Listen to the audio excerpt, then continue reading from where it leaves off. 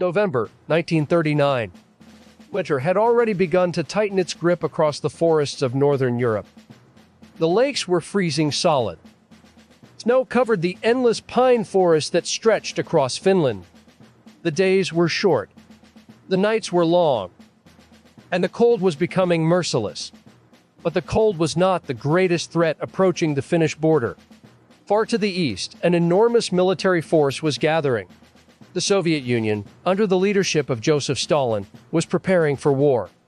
Stalin believed that the security of the Soviet Union required stronger control over the territories near the city of Leningrad. That city, one of the most important in the Soviet Union, sat dangerously close to the Finnish border. From Stalin's perspective, it was vulnerable. If another European power ever used Finland as a launching point for invasion, Leningrad could be exposed. So Soviet diplomats approached Finland with demands. They wanted land along the border. They wanted military bases. They wanted Finland to move its defensive lines further away from Soviet territory. For the Soviet Union, these demands were presented as security measures. But for Finland, a young and fiercely independent nation, the demands sounded like the beginning of something far more dangerous. Occupation. Loss of sovereignty. The Finnish government refused. Negotiations continued for weeks, but neither side was willing to compromise. Then, on November 30th, 1939, the situation changed forever. Without a declaration of war, the Soviet Union launched a full-scale invasion. Artillery opened fire along the border. Bombers appeared in the skies above Finnish cities. Soviet troops crossed into Finnish territory in massive numbers. The war had begun. The Soviet Red Army was enormous. Hundreds of thousands of soldiers were committed to the invasion. Thousands of tanks rolled toward the Finnish frontier. Heavy artillery units followed close behind. Military planners in Moscow believed the campaign would be quick and decisive. After all, Finland was a small country with a population of only a few million people. Its army was tiny compared to the massive Red Army. Many Soviet commanders predicted that Finnish resistance would collapse within weeks. But the Soviets underestimated two critical things: the determination of the Finnish people and the environment they were about to fight in. Finland was not a country of wide open plains.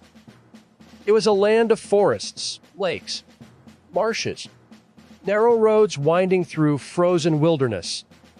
And winter itself was becoming a weapon. Finnish soldiers had grown up in this landscape. They knew how to move through deep snow. They knew the hidden trails through the forests. They knew how to survive in extreme cold. For them, winter was not an enemy. It was part of life. But for the invading Soviet army, winter would soon become a nightmare. Because the deeper they moved into Finland, the colder the land became. The forests grew thicker, the roads narrower, and the further the Red Army advanced into this frozen wilderness, the more dangerous the battlefield would become. At the beginning of the invasion, Soviet commanders relied on a strategy built for conventional warfare. Large formations, massive armored columns, heavy artillery support, thousands of soldiers moving along major roads into Finnish territory. From a distance, the Red Army looked unstoppable. Columns of tanks and trucks stretched for kilometers. Armored vehicles rolled forward through the snow. Infantry marched beside them. Artillery followed in long lines of transport vehicles. But there was one major problem with this strategy. Finland had very few roads. Most of the country was covered by thick forests and frozen lakes. The Soviet columns were forced to move along narrow roads that cut through the wilderness. These roads became long, vulnerable lines stretching through the snow-covered landscape. And that was exactly what the Finnish army had been waiting for. Instead of confronting the Soviet army head-on in large battles, Finnish commanders adopted a different approach. Small units of soldiers moved quietly through the forests. They traveled on skis, allowing them to move quickly across deep snow. Their uniforms were white. Their equipment was light. Their movements were silent. From the darkness of the forest, they observed the advancing Soviet columns. They waited for the perfect moment. Then suddenly the silence would break. Machine guns erupted from hidden positions. Explosions shattered the roadways. Molotov cocktails crashed against the sides of Soviet tanks. Flames erupted across the frozen battlefield. Soviet soldiers scrambled for cover. Vehicles crashed into one another as drivers tried to escape the ambush. And just as quickly as the attack began, the Finnish soldiers disappeared back into the trees. This method of warfare became known as the Modi tactic. The Finnish soldiers would cut Soviet columns into smaller, isolated groups. Each pocket of soldiers became trapped, cut off from supplies, cut off from reinforcements, stranded in freezing temperatures. One by one, these isolated groups were destroyed. Meanwhile, winter continued to tighten its grip. Temperatures dropped below -40 degrees Celsius. Engines froze solid. Weapons malfunctioned. Soldiers who were not properly equipped for the cold suffered frostbite and exhaustion. For the Soviet troops, the environment itself had become a deadly enemy. The forests were silent. The snow was endless. And somewhere out there, hidden among the trees, Finnish soldiers were watching, waiting, preparing for the next ambush. Among the Finnish soldiers fighting in the forests, one name would become legendary. A quiet man from the countryside. A farmer before the war. A hunter who had spent most of his life in the wilderness of Finland. His name was Simo Häyhä. Häyhä understood the land better than most soldiers understood their own weapons. He knew how snow reflected light. He knew how sound carried across frozen forests. And he knew how to remain perfectly still for hours. Armed with a simple bolt-action rifle, he took position along the front lines. Unlike many snipers, he did not use a telescopic scope. Instead, he relied on iron sights. This allowed him to keep his head lower, making him harder to detect. He wore white camouflage that blended perfectly with the snow-covered terrain. Before taking position, he would pack snow tightly in front of his rifle barrel. This prevented loose snow from revealing his position when he fired. Then he waited, patient, silent, invisible. When Soviet soldiers moved through the forest, Häyhä watched them carefully. He chose his moment. Then a single shot echoed across the frozen landscape. Another soldier fell. Then silence returned. Soviet troops quickly began to fear the unseen sniper. They gave him a name: the White Death. Day after day, he continued his deadly work. Calm, precise, relentless. By the end of the war, it was believed that Häyhä had eliminated more than 500 enemy soldiers, one of the highest sniper tallies in military history. But he was not alone in his fight. Across the Finnish front, thousands of soldiers were using the same patience and skill to resist the massive Soviet invasion. The forest had become a battlefield of shadows, where small groups of defenders could strike unexpectedly and disappear. The Red Army was slowly learning that this war would not be quick, and it would not be easy. By the beginning of 1940, the Winter War had already shocked the world. What had been expected to be a quick Soviet victory had instead become a brutal and humiliating struggle. Entire Soviet divisions had been destroyed in the forests. Armored columns had been trapped along narrow roads and cut apart by Finnish ambushes. Thousands of soldiers had frozen in temperatures that dropped far below -40 degrees. Across Europe and beyond, military observers were watching closely. Many had believed the Soviet Red Army to be one of the most powerful forces on Earth. But in the frozen wilderness of Finland, that image had begun to crack. Joseph Stalin was furious. The Soviet leader demanded results. The war had dragged on for months, and the Red Army had paid a terrible price for its early mistakes.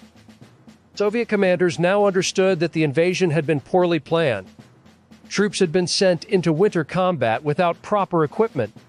Armored units had been forced into terrain that favored small mobile defenders. And Finnish tactics had turned the forests themselves into a deadly battlefield. So the Soviet Union changed its strategy. Instead of pushing blindly through forest roads and scattered front lines, the Red Army began concentrating its enormous strength in one place. The focus of the new strategy became the most important Finnish defensive barrier in the region, the Mannerheim Line. Stretching across the narrow strip of land known as the Karelian Isthmus, the Mannerheim Line protected the most direct route toward the Finnish heartland. It was not a single wall or fortress. Instead, it was a network of defensive positions.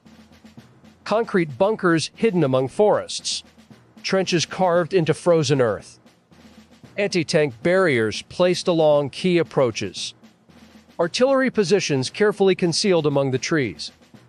The Finnish defenders knew that if this line fell, the road to the capital would become dangerously exposed, and so they prepared to defend it with everything they had left.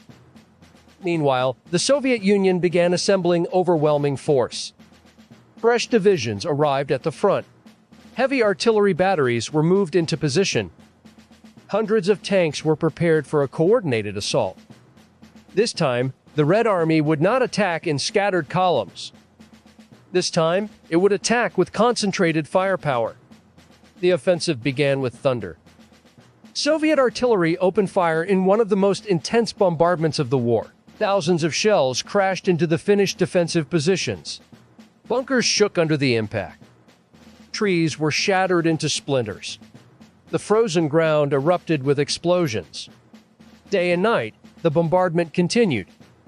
The goal was simple: break the defenders, destroy their fortifications, and open a path for Soviet infantry and tanks to move forward. When the artillery fire finally lifted, waves of Soviet soldiers began advancing toward the Finnish defenses. Tanks moved forward across the shattered snowfields. Infantry followed close behind. The battle for the Mannerheim Line had begun. The Finnish soldiers fought with extraordinary courage. From bunkers and trenches, they opened fire on the advancing Soviet forces. Machine guns rattled across the frozen battlefield. Artillery shells exploded among the attacking troops. Anti-tank weapons struck Soviet armor as it attempted to break through the defensive barriers. For days, the fighting was relentless. Each Soviet attack was met with fierce resistance. But the numbers were overwhelming. For every Soviet unit pushed back, another took its place. For every tank destroyed, more continued to advance. The Finnish defenders were exhausted. Ammunition was running low. Supplies were becoming scarce. And the Soviet army simply had too many men and too much equipment to stop forever. Slowly, the defensive line began to weaken. Positions that had held for weeks were finally forced to withdraw. Soviet troops pushed deeper into Finnish territory. The pressure on Finland was becoming unbearable. By March 1940, the Finnish government faced an impossible decision: continue fighting and risk total military collapse, or accept peace and preserve the nation's independence. Reluctantly, Finland chose peace. Negotiations with the Soviet Union produced a treaty that ended the war. Finland was forced to surrender territory along its eastern border. Cities, villages, and land that had been defended with so much sacrifice would now belong to the Soviet Union. But Finland had achieved something remarkable. Despite overwhelming odds, despite facing one of the largest armies in the world, the country had survived. Its independence remained intact. The Winter War had lasted just over 3 months. Yet in that short time, it had revealed powerful lessons to the world. It showed that courage and determination could slow even the largest military force. It showed that terrain and weather could become powerful weapons. And it showed that a small nation, fighting for survival, could resist against impossible odds. Even today, the echoes of that frozen conflict still carry through history. Stories of resilience, of sacrifice, and of a nation that refused to disappear beneath the weight of a giant. If you enjoyed this story and want to hear more powerful moments from history's battlefields, take a moment to support the channel. Like this video, share it with others who are passionate about history, and follow Echoes of War to continue exploring the battles, decisions, and moments that shaped our world.